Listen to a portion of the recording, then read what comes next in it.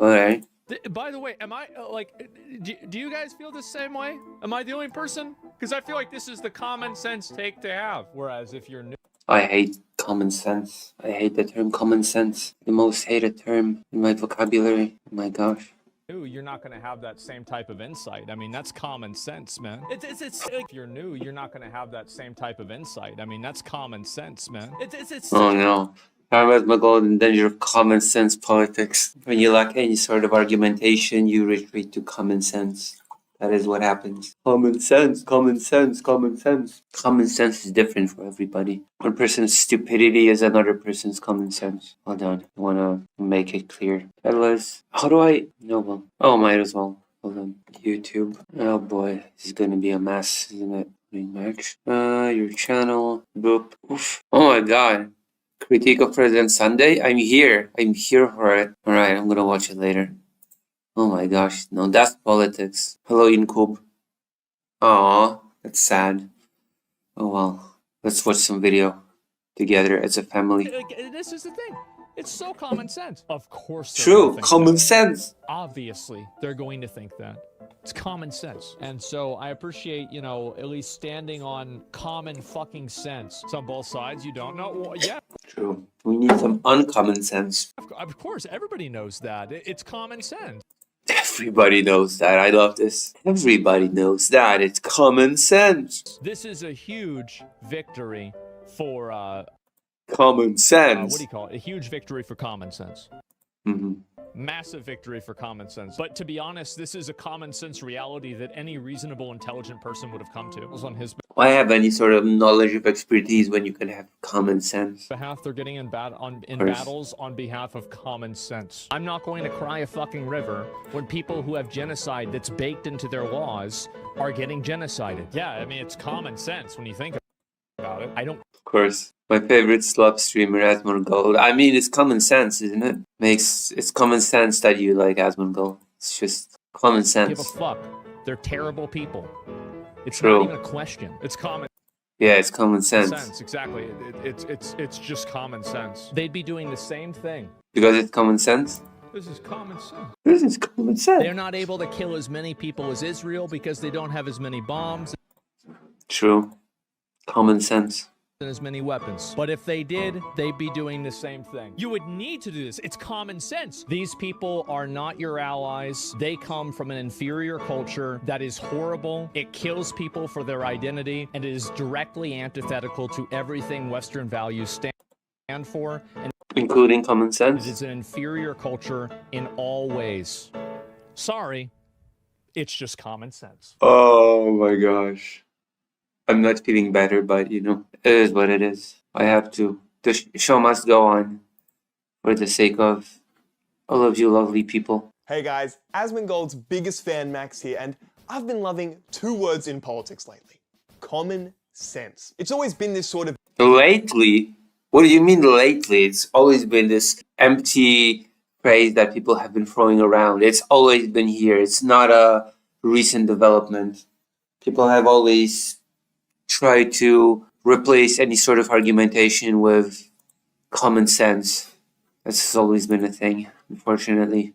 nebulous term which conservatives have Yeah. alluding to, but right now in 2025, with God Emperor Trump back in the White House, Oh yeah, he also says that. I forgot that Trump also appeals to common sense, to the victory of common its sense. usage has exploded. It all started at his inaugural speech on the 20th of January this year, where he declared, With these actions, we will begin the complete restoration of America and the revolution of common sense.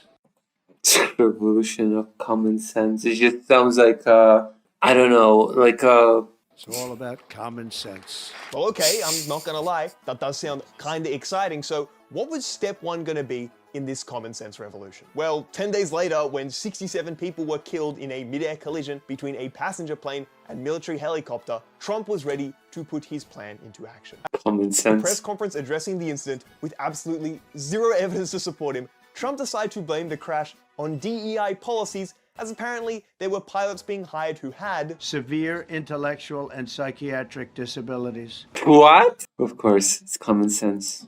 after all. That is amazing. That's right. Even though the investigation had barely begun, Trump's galaxy brain and infinite wisdom had already determined the true cause. Now, when a reporter asked him how he possibly could have come to that conclusion, not even Are we common sense yet? Oh, we haven't even started.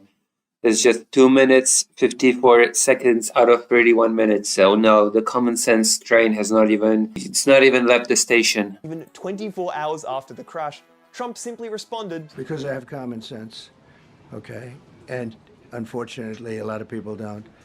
True, I have common sense, therefore I know exactly who did it, why they did it, what happened. It was all DEI and mentally handicapped pilots. It's common sense, of course. You can explain anything away like that. You can just say anything. You can just say anything and say, "Oh, why? How did I come to my conclusions? What evidence do I have? Well, I have common sense." Fuck you. I have my common sense. What do you have? You have your wokeness and DEI, and I have common sense on my side. That's right. wow. And they said the revolution wasn't going to be televised. But okay, that press conference was 6 months ago, and a lot more details about the crash have been released since then. We now know the helicopter had a malfunctioning altimeter, there was a communication breakdown between the pilots, and air control staff failed to deliver vital emergency instructions. Yeah, so DEI basically, common sense. One again has defeated the woke mob once again. These were all contributing factors, and although we still have to wait until early next year to get the full report, do you want to know which claim still has zero credible evidence to support it? Yeah, that whole DEI thing Trump said. As it turns That's not true. You just listed all of the super DEI related things. What do you mean? I'm convinced. Don't you have common sense? This is not a common sense content creator. This is why they have so little subs. This is why Asmongold has, I don't know, 1 billion subs, and this person has like how many? 1.15k subscribers. This person clearly does not know common sense, and neither do I, for that matter, considering my number of subs. I have common sense. Very nice. Very good. Very good. turns out, using your common sense to decipher deeply complex situations like, oh, I don't know, mid-air collisions between aircraft isn't a particularly effective way of arriving at the truth. Yet for some That's not true. strange reason, common sense has become this absolute rallying cry for the MAGA movement, and in my estimation, I mean, yeah, of course, because what else are we gonna rally around? Scientific evidence, logic, actual deductive skills, actual waiting for information to come out? No, of course not. They have to rally it around something vague and something that you could interpret as anything, which common sense fits that bill perfectly. So, of course, that's a rallying cry for the MAGA movement and Trump himself. it's having a pretty corrosive effect on political discourse. Like, if you want to see the impact of it in real time, look no further than the most popular political streamer in the world right now, and our good friend who happened to feature in the intro to this video. Oh my god, Asmongold, that's the most famous political streamer in the world. Political streamer. I cannot believe this. I cannot believe all of the opinions of this guy are just so incorrect. His political analysis is basically non-existent. It's all based on common sense, basically. Let's see the comments. Common sense from a gamer who plays 12 hours a day but struggles with any game that has a mild bit of challenge. The trouble with common sense is it tends to make no sense. From elite level gamer to elite level political commentator. There is a culture of ignorance in the United States, and there has always been. Wait, just wait. This guy has political opinions? The dude can't even fathom personal hygiene. If people trust he's able to make informed decisions and spread opinions? Dude, the guy can't even be physically clean. Why would any of you even listen to Asmongold? Apparently the most popular political streamer in the world, so apparently there are definitely people that do want to listen to him, so I don't know. I don't know. Asmongold. It honestly baffles me that one of the most influential voices in online politics right now is a gamer who spends 6 hours a day vomiting out common sense drivel based on cherry-picked Twitter clips and submissions to his own fucking subreddit. We are so unbelievably fucked if that is the scope of our political engagement, but we won't start the Asmongold hate posting just yet. So, fellow truth seekers, come join me on a journey to understand the extremely ideological, dogmatic, and ultimately flawed way of thinking which is holding conservative brains captive. So okay, before we can dive into any of the fun stuff, I think it's first important that we understand what is actually meant by the term common sense. As I alluded to in the intro, it's a pretty nebulous. It's basically something that comes intuitively. It makes intuitive sense. That's basically what people mean when they say it. It makes sense on first glance. If it seems convoluted or complicated, then it goes against common sense. Phrase which means different things to different people, and that can make pinpointing an exact definition a little challenging. But with that being said, I think Duncan Watts, a social scientist who has written extensively on this topic, offers us a pretty good starting point. Roughly speaking, common sense is the loosely organized set of facts, observations, experiences, insights, and pieces of received wisdom that each of us accumulates over a lifetime in the course of encountering, dealing with, and learning from everyday situations. Now, there's a lot to unpack there, but I think the most important place to start is the fact that common sense is very intuitive. Yeah, there you go. There you go.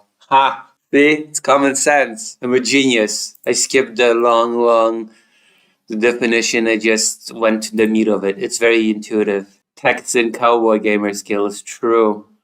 That is true. And practical by nature. For example, we'd say it's common sense to let everyone out of an elevator before you get in one. It's common sense to look both ways before you cross the road.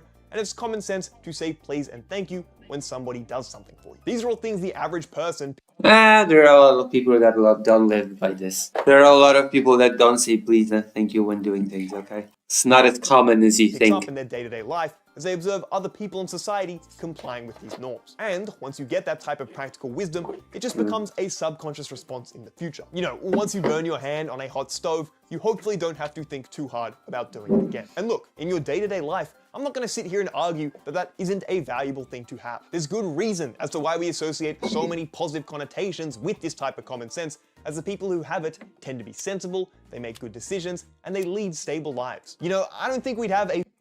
How many of us actually lead stable... Whatever. That's a fairy tale, if I ever heard one. Living a stable life. Imagine that.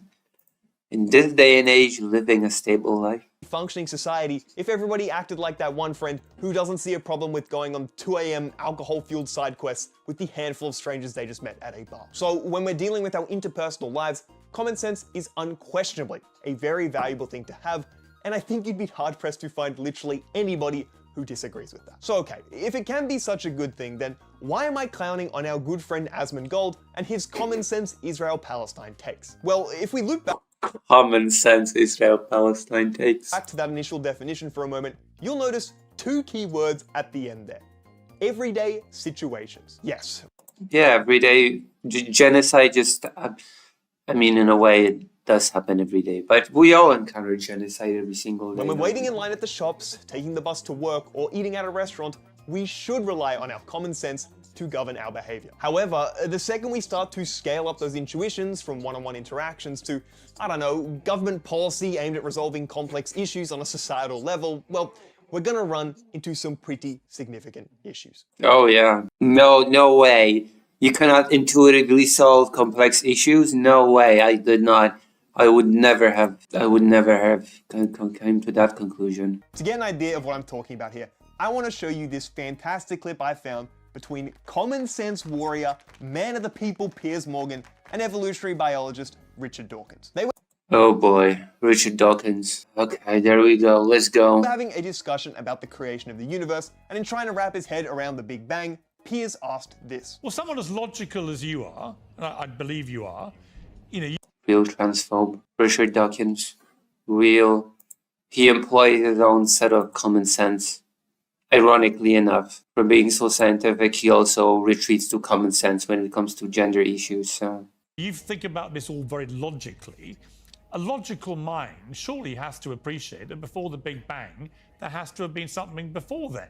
Otherwise, what is nothing? And hey, that seems like a fair enough question. As someone who also doesn't know jack shit about astrophysics or the creation of the universe, the idea of something coming from nothing feels rather unintuitive. yeah, Richard Dawkins is a biologist, so I'm not sure why we're discussing astrophysics with him.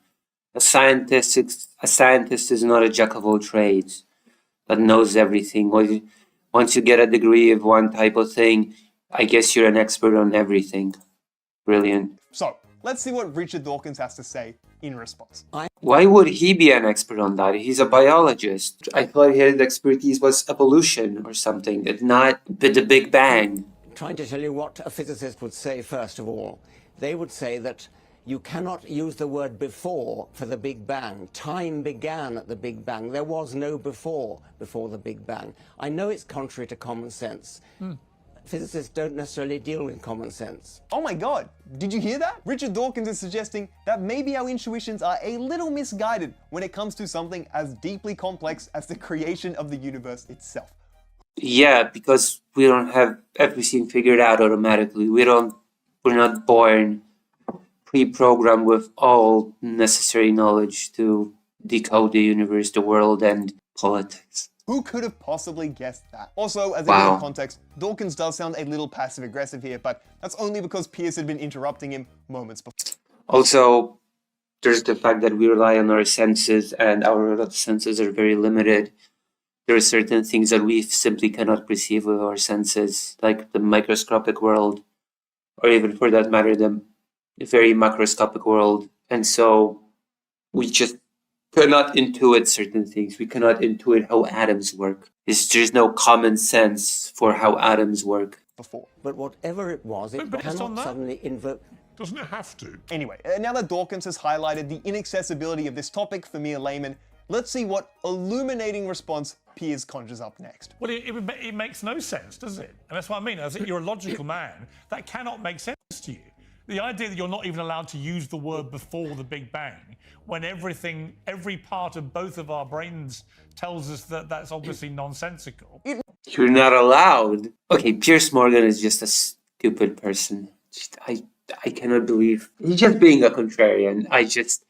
He just explained it. He said that the time did not exist before the. Makes no sense, does it? Wow. Thank you, common sense champion Piers Morgan, for making his exact fucking point. Unsurprisingly, the realm of theoretical astrophysics doesn't lend itself to neat little common sense explanations, especially on debate shows where the host is actively seeking confrontation to maximize entertainment value. I think the most telling part about this conversation is the fact that Dawkins preempts it entirely with his initial response. This is a question for a physicist, not a biologist. He knows to stay in his Yes, thank you. Oh my god. Why would you ask that for a biologist? own lane Whatever. from the get-go, and you can see how visibly frustrated he gets as Piers continues to try and poke and prod for an easy explanation which simply doesn't exist. Now obviously, this is more of a scientific example rather than a political one, but I think the general premise still rings true. To put it simply, our intuitions are not to be trusted in the task of deciphering complexity. Now, you may argue that something like theoretical astrophysics is much more abstract than politics and has Not really. Human relationships, human hierarchies, how they intersect, many different factors that come into play domestically, not even to mention internationally, different political systems that interplay with one another, economic incentives. Yeah, you cannot intuit that. It's physically impossible. has a higher bar to entry, but this could not be further from the truth. When we enter the realm of the social sciences with disciplines like economics, sociology, and politics, we are studying the way in which millions and millions of people interact with one another inside of these massive systems. That introduces a world of complexity which our little peanut brains and its primal intuitions can't even begin to comprehend without a lot of care and nuance. For example, let's take a topic like managing the consequences of climate change. At the heart of this issue is a balancing act between the need to protect and preserve our natural environment with the need to grow the economy. There's a clear In other words, there's a balance between taking care of the needs, the immediate needs right now, and taking care of the long-term needs of the planet. That's the gist of it. tension between those two things, which are both very important when it comes to ensuring the prosperity of a nation and some type of balance Or the needs to be world, struck between not just them. the So nation. what does that look like in terms of policy? Do you try a carbon tax to make polluting more costly? What effect does that have on inflation for everyday consumers? Might that reduce consumption and therefore stall economic development? Should you give tax credits to businesses which use renewable sources of energies? What about investing more into the research and development of future technologies? Additionally, you also have to consider the international element there is to climate change as well. It's a global problem which requires every nation to pull their weight, but this introduces a free rider problem to the mix. One country may set ambitious targets to reduce the CO2 they emit, whilst another may double down on their emissions to grow their economy more rapidly. That's the exact reason Trump So in other words, intuition will only take you so far. withdrew from the Paris Climate Agreement in 2017 as, rightly or wrongly, probably wrongly, he felt as though other nations were taking advantage of the United States and their efforts to reduce emissions. He doesn't even believe that the climate change is real, does he? Didn't he call it a hoax? With that quote that Richard Dawkins sounds literally like a character out of the Red Dwarf show. Oh, I like that show. I'm surprised you know it. I do like the Red Dwarf. Interesting. Interesting. You're a man of culture, Vladimir, to know the Red Dwarf. Emissions. I mean, fuck, just look at this 2012 banger from the Don on Twitter. The concept of global warming was created by and for the Ah, there you go. There you go. I told you he didn't even believe in it. I told you. I was right. I'm being provided evidence in real time. Thank you. I was thinking about looking it up, but you know what? I've been provided quotes by this fine video creator. Just for that, I'm gonna click like on this video. Just for providing me with quotations for my convenience. Chinese in order to make US manufacturing non-competitive. And look, that's barely even scratching the surface when it comes to climate It makes common sense, doesn't it? That China would just manufacture a story about a global crisis to make America uncompetitive. It just makes so much common sense. Perfect sense to me. change and its implications. And can you see how much you have to know just to start to even understand the complexity at play here? There are so many different disciplines intersecting when it comes to these issues with their own respective experts and academics who've spent their entire lives educating themselves. And personally, I don't think your baseline level intuitions hold a candle to that level of complexity. You know, I don't know. I feel like I can do it. I can do it with my common sense. I think I have a pretty solid head on my shoulders, and I feel like I can do it. I feel like at least my few viewers that are watching me right now believe in me in that regard. I feel like I have your support. Do I have your support? when One Nation, a far-right party here in Australia, has a page on their website labeled Net Zero Common Sense, it kind of has me scratching my head because I don't really understand which part of anything we just talked about could be properly understood through the lens of common sense. That's Everything can be understood by a lens of common sense. If your intuition is trained like mine is. type of language is massively reductive and dismisses any level of nuance which political issues like climate change absolutely Nuance is for pussies and for cowards. Nuance blocks you from doing the necessary decisions. demand. Alright, I hope everyone enjoyed that entree of climate change. Oh my god, look at this glass. I've got the same glass at home. Oh my gosh, look at that. Well, I like this creator now. I've got the same glass. Because it's now time to get to the mouth-watering main course of immigration. This is one of the most polarizing Oh no, immigration. Oh crap. It makes so much common sense that when people come to a country from another country, that means an invasion, and they all want to steal your jobs and replace your culture. issues in global politics today, and it's a place where we see a lot of painful fucking discourse. To get an idea of what I'm talking about, let's run through some of the common sense talking points you'll hear from a conservative. Illegal Oh my gosh. Oh wow, I just said that one. Whoa. Maybe I have more common sense than I thought. Oh damn. Ooh. immigrants are stealing jobs from native-born workers, they reduce the wages of work. They can also create work. They can also create jobs, but that's neither here nor there. Working class people as they're willing to Data does not bear that out. work for less money, and they drive up house prices because they need somewhere to stay. I think That does not necessarily bear out that's a either. fair representation, and I loosely based it off something Trump said at his State of the Union address all the way back in 2019. Meanwhile, working class Americans are left to pay the price for mass illegal immigration. Reduced jobs, lower wages, overburdened schools, hospitals that are so crowded you can't get in, increased crime. Yeah, that's why Trump decided to bankrupt hospitals through the, what is the current government shutdown over again? Oh yeah, putting the costs on local hospitals, which will force them to shut down. Thank you. and a depleted social safety net. And this also That's a common talking point in Europe as well. That's even a common talking point about Ukrainian people in Poland, even though Ukrainian people put more into the Polish economy than they take out. But that is a common talking point indeed. happens to be something our good friend Asmongold has talked about on his stream too. And you're also taking those jobs away from citizens that are here. And also, yeah, good point. It's this is affirmative action all over again, I guess. Where do they live? Well, they live in houses. Well, okay, well, we have people that don't have houses that are in the country now. Well, what the fuck? Like, I mean, it's just, this is not even a question. And look, I think it's safe to say that the vast majority of conservatives agree with some form of this logic that we've seen from both Trump and Asmongold. There is a limited pool of resources, whether it be jobs, government welfare, or housing, and illegal immigrants / mass migration puts a strain on those resources, which negatively affects everybody in the country. On its surface, this feels like it could be a plausible common sense take, but unfortunately, these claims are either 1, outright incorrect, or 2, so misleading to a point which is downright deceitful. So, to get a better idea of the complexity which underpins an issue like immigration, let's take a deeper look point by point. We'll start with the jobs argument first. Conservatives are 50% correct when they say immigrants are taking jobs from native-born workers, but they're ignoring the other half of that equation. Now, hopefully this isn't too much of a shock, but it actually turns out that migrants have to sustain their own existence in the exact same way that a native-born citizen does. No way. No. Really? That means buying food for their families, paying rent to live somewhere, and purchasing a whole host of goods and services, which brings an additional level of consumption to the economy, which wouldn't otherwise exist. As a result, businesses have to start producing more stuff due to this extra economic activity, and would you look at that, we're creating new job opportunities. Wow.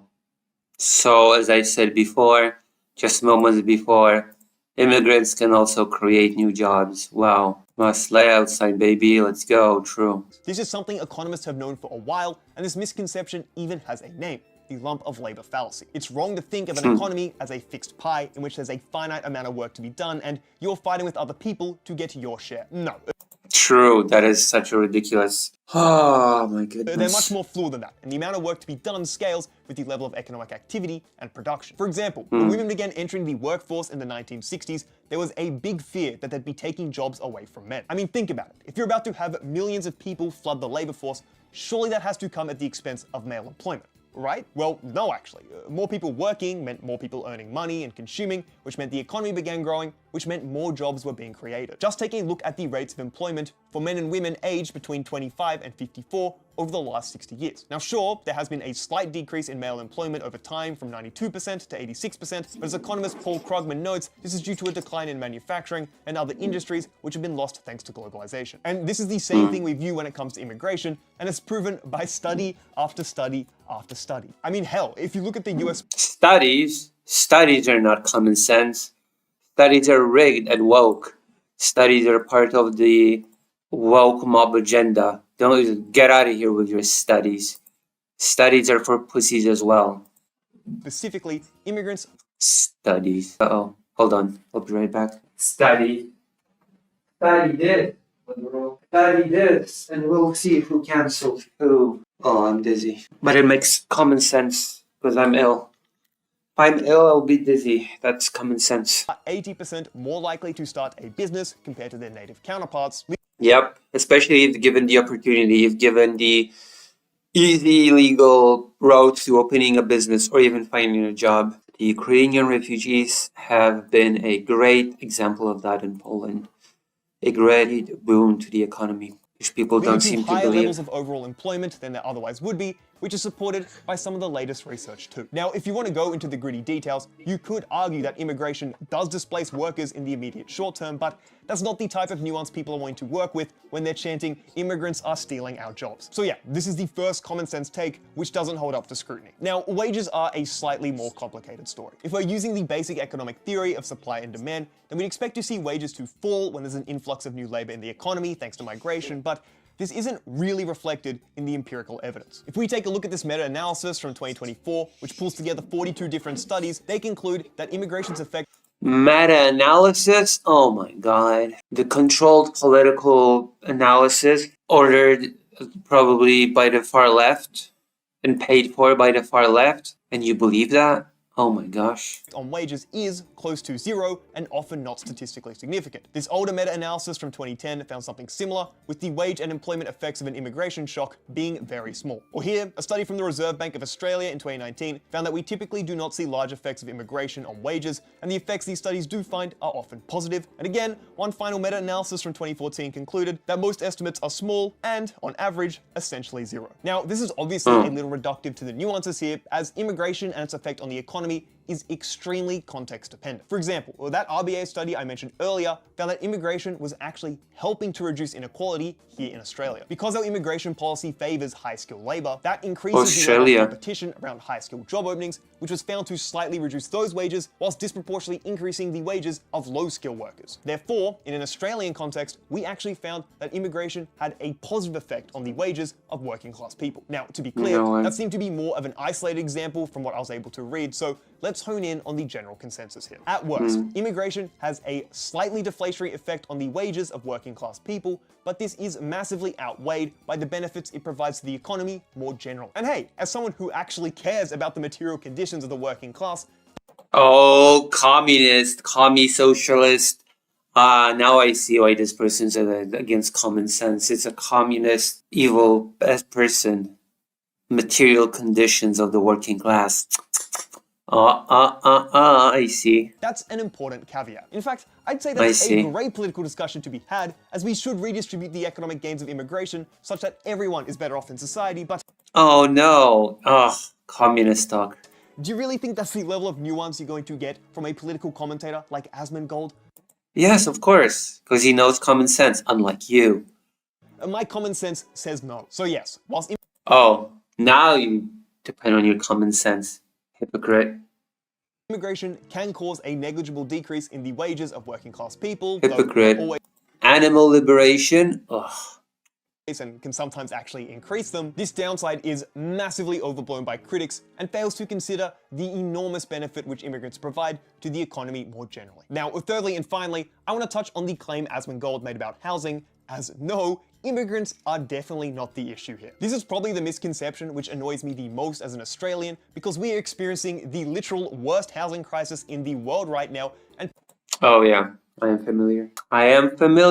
People love to use immigration as an easy scapegoat. I actually made a video on this topic earlier in the year, but the idea that migrants are to blame for housing unaffordability is a complete red herring which ignores the true structural issues at play. Here in Australia, current planning restrictions prevent medium and high density dwellings from being built. There's a criminal lack of public housing. We have awful tax incentives in place which make real estate a stupidly profitable investment, and there's a shortage of labor and supplies to actually build houses in the first place. These are the predominant issues at the heart of the housing crisis, which make real estate a stupidly profitable investment, and there's a shortage of labor and supplies to actually build houses in the first place. These are the predominant issues at the heart of the housing crisis, not immigration. In fact, when 49 leading economists were asked to pick their preferred solution, only 6% of them said to restrain immigration, the third lowest response overall. Now, of course, more people coming into a country is going to increase the level of demand for housing, and nobody is denying that. However, to treat that as the foremost factor in housing unaffordability is delusional, as you could literally halt all immigration tomorrow, and guess what?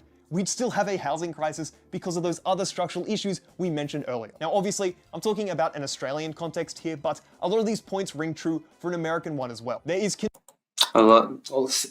In Poland, it's the rule of the companies that build the housing. Consensus amongst US economists that immigration is not one of the major factors driving house prices, and in fact, because so many migrants who move to the country are construction workers, they're probably having an outsized effect on the supply of housing rather than the demand. And, just like Australia, restrictive zoning laws and high construction costs have resulted in a housing shortage, and soaring mortgage rates have made things completely unaffordable. So when a Republican senator like Carrie Lake says, it's just basic common sense, these people have to live somewhere, and this is basic supply and demand, they are being deliberately obtuse to the actual issues at play here. I mean, True. Come on, look no further than the early stages of COVID back in 2020. Even when international Oh, COVID in Australia. I guess we're gonna listen to how COVID was handled in Australia. Travel was non-existent. Property prices in most developed nations absolutely skyrocketed, despite the flow of migrants halting entirely. So although immigration is certainly a demand-side factor when it comes to house prices and rent, it's often used as a red herring to distract you from the true structural causes which are actually to blame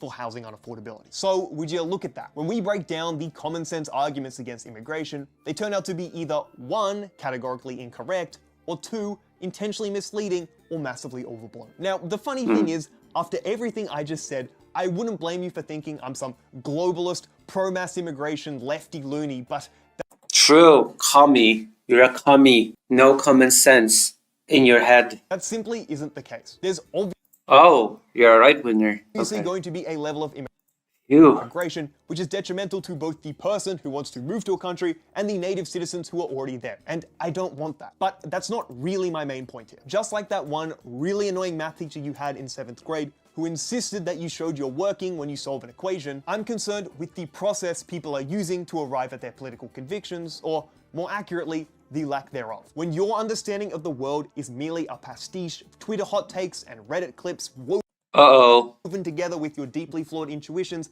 well, that's how you end up going off the deep end, ranting that Palestinians deserve to be genocided. And Well, he is the most popular political streamer, so it resonates. His common sense resonates with what people want to hear, I guess. on that note, actually, the scariest thing about a political commentator like Asmund Gold is that he doesn't seem to care that this is his process of arriving at the truth. When someone in his chat directly challenged him over the fact that he doesn't seem to do any research to arrive at his political beliefs, this is how he responded. No, you think and feel a lot. I've never seen you actually do some research. Why would I need to do research? I already know it. Yeah, I just come to Why would I need to do research? I already know it, of course. Of course, it's common sense. I already intuited it. My intuition told me what I need to know. Why would I need to do research? Biggest political commentator in the world. Oh God. Why would I need to do research? I already know it. Ugh. and then they're right pretty much every single time. At first, I thought he was joking here and actually laughed because, based alert, who the fuck needs to do research when you're always right? But then he continues. Like, if it's such a bad idea to do that, then why do I keep coming out with positive outcomes? You really think that all these people coming from countries that have totally different laws and the ways that they treat women over there, you really think that there's not going to be an increase in bad behavior in that area? Especially when there's no vetting properly to make sure the ones that are acting in good faith or not? You don't need to have statistics for that. It's common sense. Like, Yeah, of course. It's all common sense. It's all common sense, folks. I don't need to see 50 different studies to know if you put a wolf in a cage with 10 rabbits, there's not going to be 10 rabbits by the end of the day. I don't need to have like 50 fucking... Yeah, politics is like putting a wolf with rabbits. That's the level of complexity we're dealing with here. Immigration is just putting a wolf with 10 rabbits. Thank you. Studies of this. I don't need to have a million levels of data and representation for it. It's common fucking a priori knowledge that every single reasonable person knows. Of course, every single reasonable person has in-depth knowledge on how immigration affects populations. Of course. It's just the way it is. Oh my god, he wasn't fucking joking. This is the most influential political streamer in the world, and this is unironically what he thinks about academia. The situation he just described of how cultures can potentially... Oh, God. Vladimir says, I don't know, Asmund, probably because of God gamer roles. LMAO. True. God gamer roles. That is clash when true. people immigrate is quite literally the purpose of studies and why they're so useful. Like seriously, conducting a natural experiment around a population that experiences an increase of immigrants and analyzing the consequences of that sounds like the single most useful thing you could have to have a more informed opinion on this topic. I know that's a little Why? Why would you learn studies when you have a priori knowledge that comes with your inborn common sense? different to watching one video of an anti-immigration protest in the UK and basing your worldview on that, but unfortunately, a study like this would be a much more accurate representation of reality. Dismissing the possibility that a study could be useful here by going, oh, actually, if you put a wolf in the cage, it's gonna eat the rabbit, it's gonna eat the rabbit. And then using your common sense is like actually so insane, I'm kind of at a loss for words. I mean, come on, Common just sense. look at where his common fucking a priori knowledge got him last time when we were talking about the economics of immigration. He was comically uninformed on its effect on housing and outright wrong when he said that immigrants are stealing jobs. Like, holy shit, if your intuitions are leading you to these blatantly false conclusions and you're embracing anti-intellectualism, why the fuck should your political opinion hold literally any weight? These issues demand Because he has a huge audience and he was an elite, cool World of Warcraft gamer, and that means something. That means people want to listen to him. Plus, he's a relatable bloke. There you go. so much more care and nuance than he's giving them, and I will never be able to comprehend how this guy is actually the most influential political streamer in the world today. With almost all my Asmongold hate posting out the way, there's one final point I'd like to discuss when it comes to common sense politics. Rode microphone. I need one as well. Please go to my throne.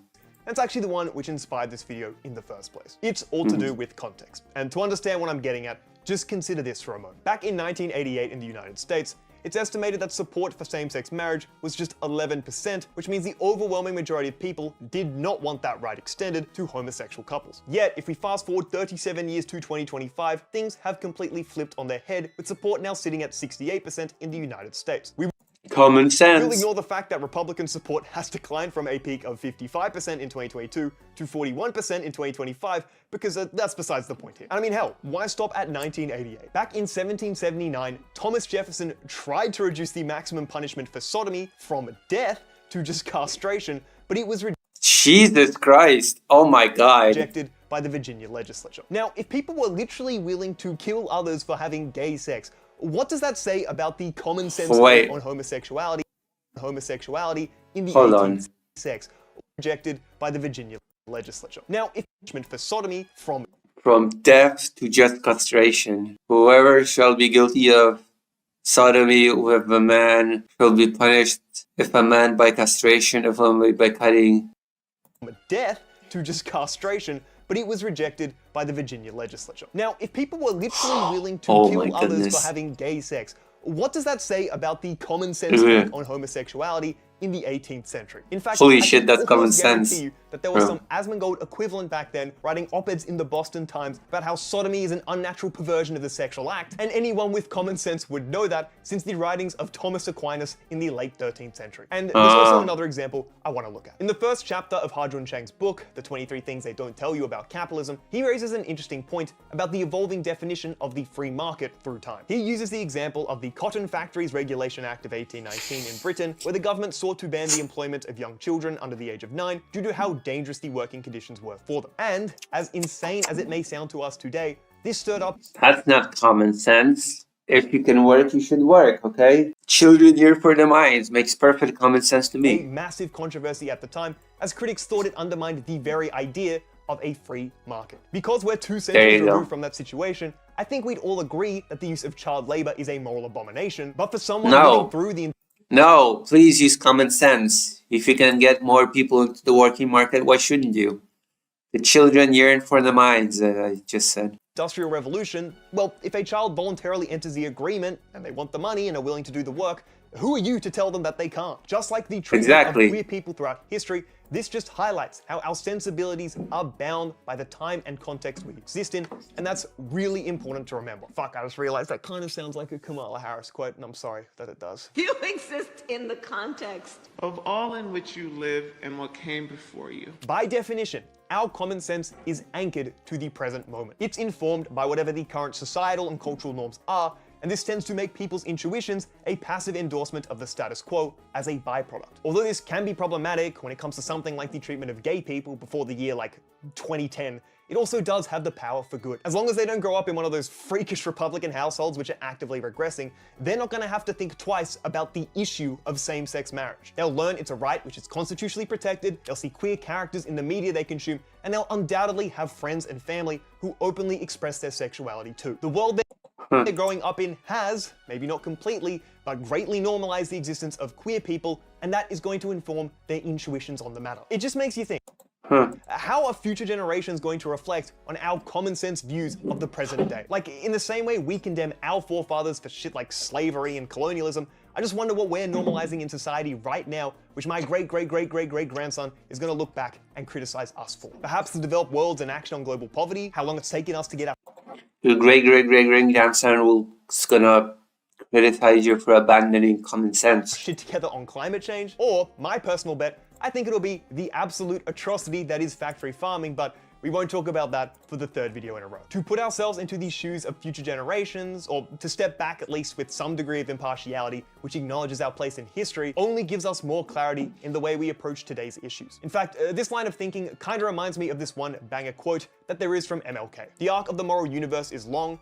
but it bends towards justice. Given We'll see. Sometimes I doubt it. Sometimes I doubt it. It feels, intuitively it feels to be, it makes common sense that it bends towards justice, but I am not always so certain looking how things are progressing. Given the trajectory of human history and how we've tended to improve things over time, with a few hiccups along the way, it would seem Yeah, a few hiccups. safe to assume that a handful of our common sense attitudes of today are flawed in ways we can't even conceptualize yet. Obviously, it's impossible to predict the future and know what we're wrong about, but I think that's exactly why we should bring some skepticism and open-mindedness to the societal norms we embrace today. To think we have No way. everything figured out at this exact point in history when the light bulb was only made like 146 years ago feels a little bit optimistic to me. Ultimately, So we've got nothing figured out. Alright.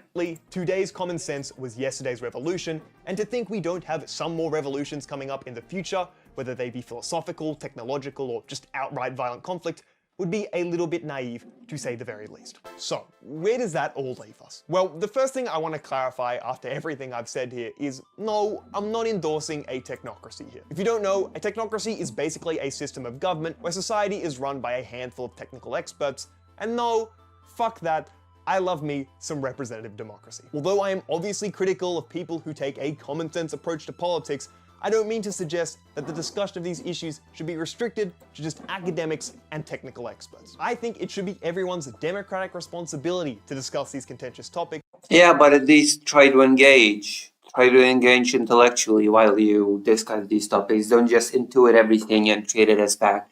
Especially when you're a huge political pundit that has thousands upon thousands of people watching you daily. But when we do so, there just needs to be a higher level of critical engagement. To quote an article written by Barbara Leckie, common sense is the comfort food of thinking, and if you want to arrive at some version of the truth, then you gotta put the work in. Keep an open mind, challenge your own viewpoints, read a book or two on a topic you find interesting, skim over some studies. Oh, I gotta read some books. I've been called out. Where my book at?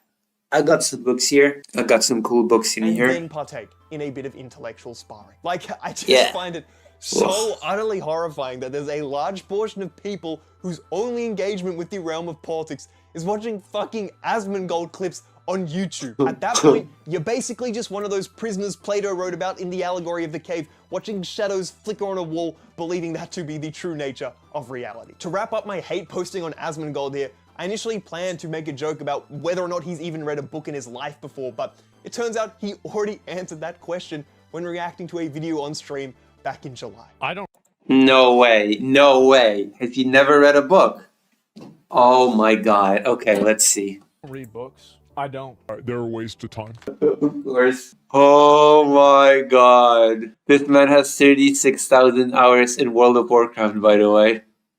I don't read books, they're a waste of time. Oh my goodness. And people criticize me when I roasted Asmongold's Ukraine takes. Oh my god. Hello, random spooky 3PO. Spooky girl 3PO.